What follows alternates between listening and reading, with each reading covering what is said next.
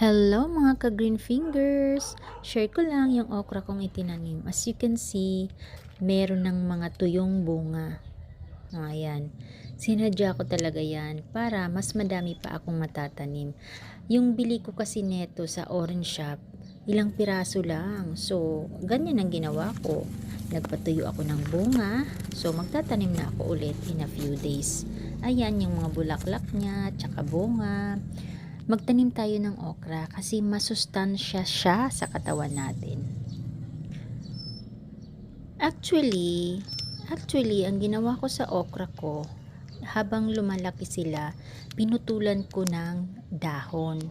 So, ang nangyari, ang dahon, nag-ano siya, nagkaroon ulit ng mga branches. Ganun pala yun, ang tawag pala dun is pruning.